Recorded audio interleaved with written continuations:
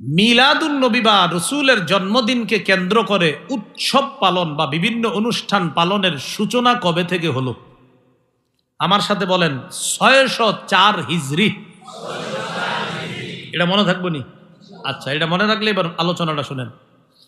ইরাকের একটা শহর আছে মসুল। কি শহর? এই মসুল শহর, এই শহরের একজন বাদশাহ ছিল, তার নাম বাদশাহ আবু সাইদ মুজাফফর কাউকারি। কেউ তার নাম আরেকটা লেখছে, কিন্তু আবু সাইদ মুজাফফর একটু ঠিক আছে। তার মৃত্যু হলো ৬৩০ হিজরিতে।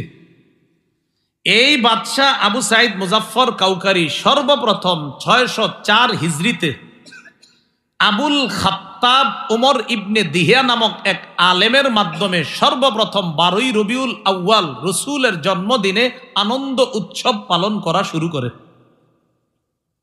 কি নাম বাদশার নাম? আবু সাইদ। কি নাম?